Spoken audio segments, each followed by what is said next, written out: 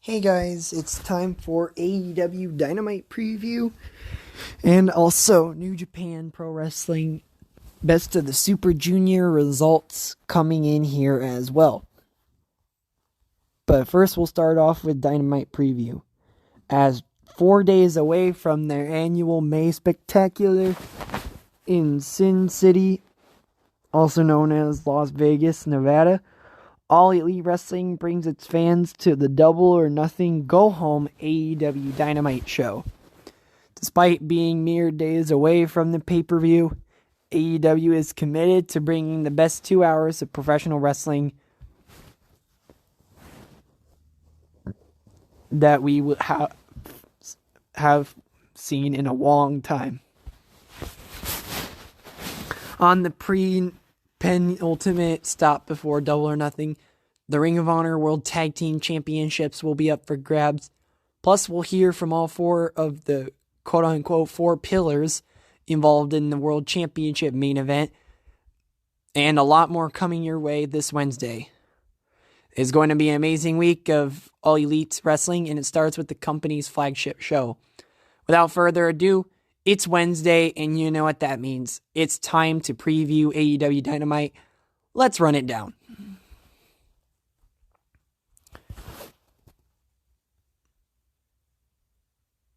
First of all, we will see Tony Khan announce the first location for AEW Collision.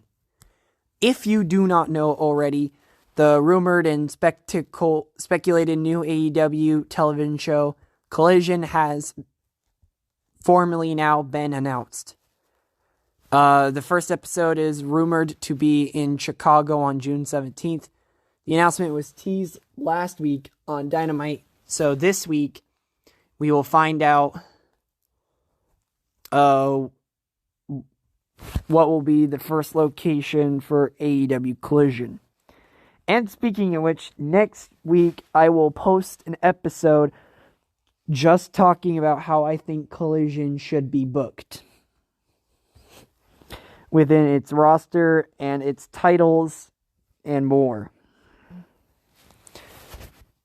It's hard to know if it'll be at Chicago or if it'll be somewhere else.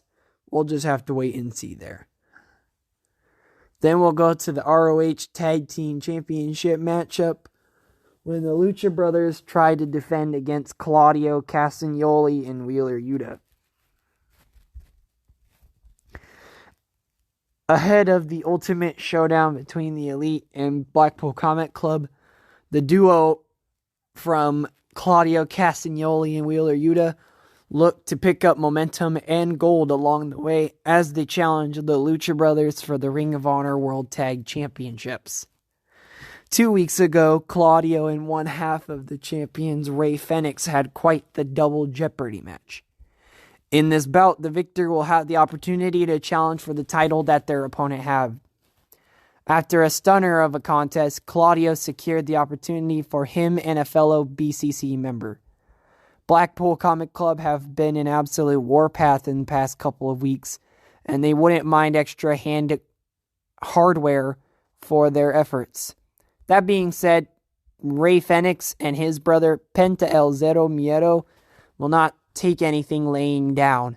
The Lucha Brothers have been one of the most dominant tag teams of the last decade, winning championship after championship. Amid their first run as ROH World Tag Champions, there's simply no way they'll relinquish control over the titles that easily. It'll be the Lucha Brothers versus Castagnoli and Yuta for the Ring of Honor Tag Team titles this week on AEW Dynamite. So with that being said, I think that Lucha Brothers will retain here, and that's about it. Taya Valkyrie will also take on Lady Frost, with Taya Valkyrie going ahead probably for a build-up to a rematch between Taya Valkyrie and Jade Cargill. It is nice to see that Lady Frost is finally making her debut on AEW television. Though I see Taya Valkyrie getting the victory here. And we will also hear from all four pillars. Darby Allin, Sammy Guevara, Jungle Boy, Jack Perry, and MJF. This should be fun, especially ahead of their main event at Double or Nothing. We'll also hear from Ricky Starks after last week having an intense fight with Jay White of Bullet Club Gold. Juice Robinson, of course, tried to get involved as well, and they did attack Ricky Starks, and they continued to try to do their hit and run tactics as they've always done. So Ricky Starks will talk to Las Vegas ahead of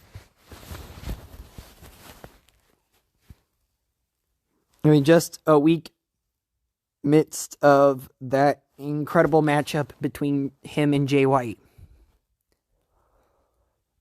We'll also hear from the AEW World Tag Team Champions, FTR.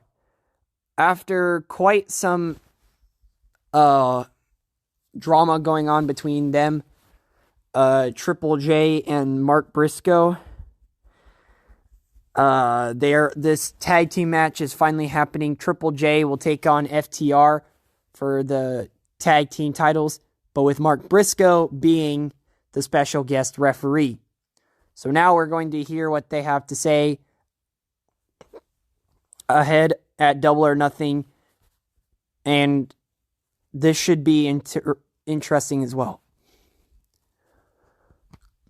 I do see Triple J coming out and attacking FTR, but that's probably it.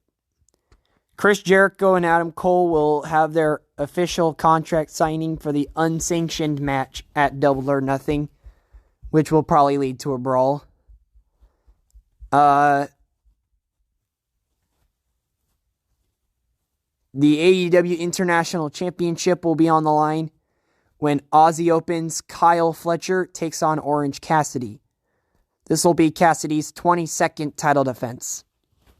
Holy crap, that is a lot.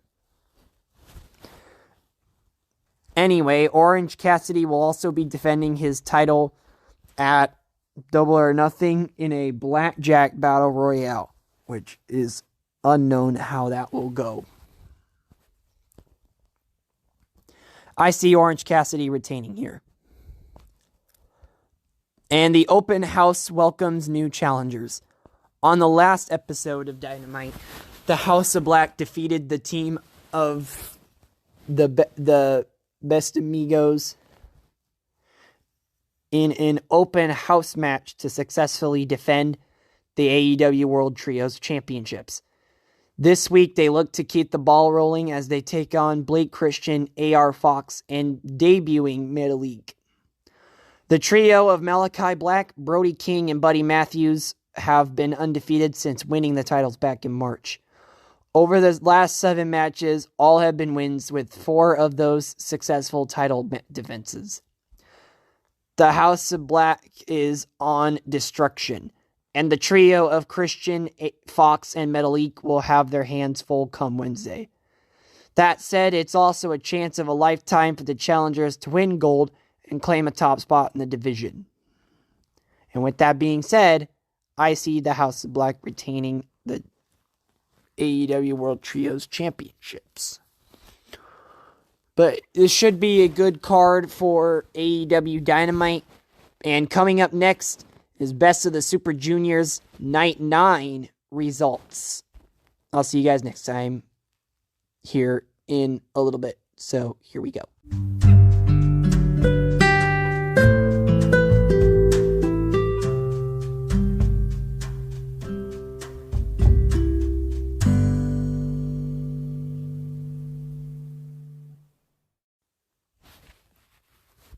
Hey guys, now it's time for Best of the Super Juniors Night 9 results.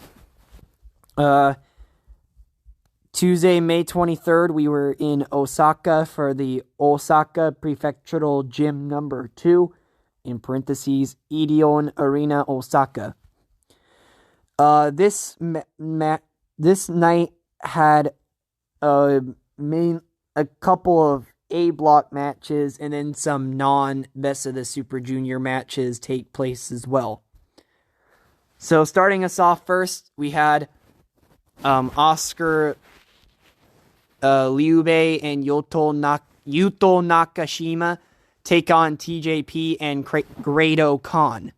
This was a 20-minute time limit here.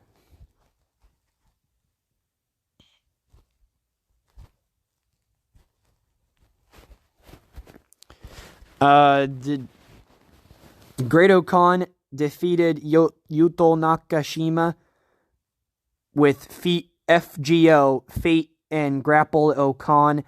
The match time here was 9 minutes and 57 seconds. For the second matchup was yet another tag team matchup for a 20-minute time limit. Ryohei Oiwa and El Desperado took on Kosei Fujita and Robbie Eagles. El Desperado got the victory with Número Dos, and the match time here was 10 minutes and 50 seconds. For the third matchup in yet another tag team match, Dan Maloney and Francesco Akira took on Gato and Clark Connors. This is the first time Gato and Connors are tagging together, I believe. But Francesco defeated Gato with Speedfire. So the match time here was 8 minutes and 49 seconds.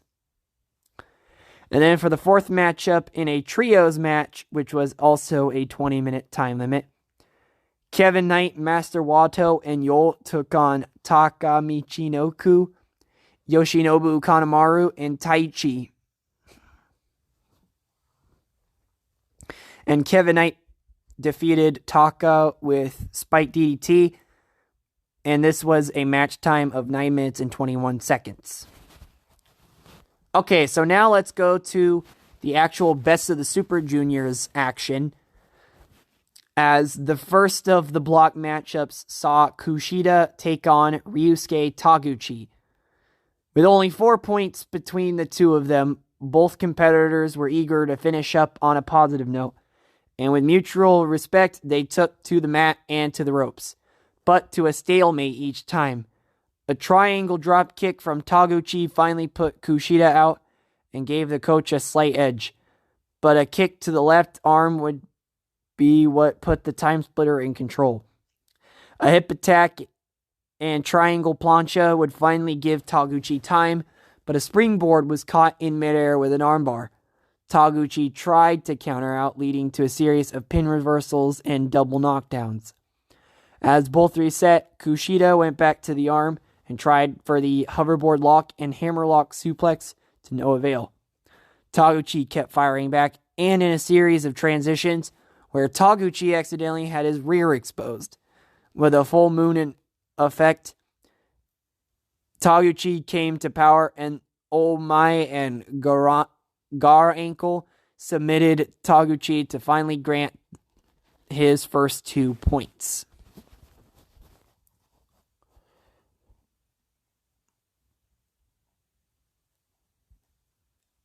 So Kushida now has 2 wins and 7 losses for 4 points, and Taguchi has 1 win and 8 losses for 2 points. The match time here was 12 minutes and 7 seconds. Then for the 6th matchup, which every match is a 30-minute time limit,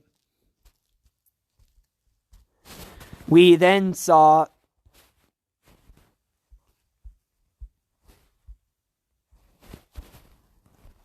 Doki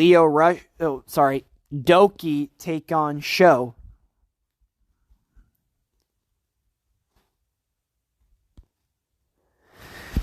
Which this was also A block action, as every matchup was an A block match here. The Murder Machine apparently having abducted and tied up Doki in a bid to get a win over Doki substitute Ryohei Oiwa. The real Doki quickly put paid to the shenanigans, but when the referee was pulled in Doki's path, Sho took control. The Murder Machine dragged Doki backstage in a bid to win by countout, but Japones del Mal got back inside and started to build momentum. That, of course, was the cue to ensure the referee was brought down. But when Sho went to his wrench, Doki grabbed the steel pipe. Doki dealt a pipe shot and then found the Italian stretch. But Evil headed to ringside, proving distraction enough for Sho to remove the corner pad, delivering a shot into the steel and a cross-arm piledriver for 2. Doki refused to lose, escaping Shock Arrow and taking down Evil to hit Daybreak. But this time, Yujiro Takahashi ran interference, taking out the referee as Suplex de la Luna looked to make a certain 3. Evil hit Doki and pulled the referee on top for a deflating 3. So now Sho has 4 wins and 5 losses for 8 points, and Doki has 3 wins and 6 losses for 6 points. The match time here was 10 minutes and 33 seconds. Then for the 7th matchup, then we see the semi-main event between Mike Bailey and Lio Rush to prove key in determining the block. A lightning quick start saw both men use every inch of their environment before a quebrada was the first hit of the match. Drawing Leo chants from the Osaka crowd, Bailey would put the brakes on Rush, though, and a blistering mid-kick put Speedball in charge, serving up a series of strikes. A key crusher would create space for Leo to land a hat trick of Tope Suicida. Bringing Bailey back in, Rush took a trip to the top rope, but couldn't connect as Mike again got quick. Going up, Mike Bailey landed a double jump sky twister press to the floor and hung Lio Rush out to dry over the top rope for some brutal double knees. In control, Bailey set for the Flamingo driver, though Rush escapes the move. He was rolled into a cross-arm breaker, brutal moonsault double knees, meaning the Chaos member gave up the arm for torture. Bailey barely making the ropes, Rush was in a world of hurt at the 10-minute mark. Bailey picked his spots and scored with kicks, but missed another double knee attempt. Getting a surge of adrenaline, Lio Rush scored a crushing lariat and battled back with kicks, but was rattled down in return fire from the Taekwondo master. As the Speedball went for the kill, he was cut off by a desperate diving headbutt from Leo that sent his opponent to the floor. A Spanish Fly landed outside and again from the top rope inside for a near 2, and Leo prepared for the final hour, but got caught with a foot from Bailey at 15 minutes past. Rush read the Ultima Weapon and landed Rush Hour on Bailey, but missed Final Hour a second time as Bailey stayed alive. Catching Lio Rush, Mike Bailey landed the Flamingo driver to get the victory and to advance to the semifinals. Mike Bailey has 7 wins and 2 losses for 14 points. Lio Rush has 6 wins and 3 points for 12 points. 3 losses for 12 points. The match time here was 16 minutes and 43 seconds. Then finally, for the actual main event, as was Titan and Hiromu Takahashi. And it was in and be in for Titan and Takahashi as Tetsuya Naito kept a watching brief of the LIJ Derby. A tense opening game of physical chess opened the bout before both shook on a hard-hitting match to come. Hiromu started a chop battle that Titan won out in, an escalada into a tierras, the first knockdown of the match. As the match came to the apron, Hiromu wanted a subset bomb, but though Titan blocked the flip, Takahashi powerbombed his masked foe into the apron instead.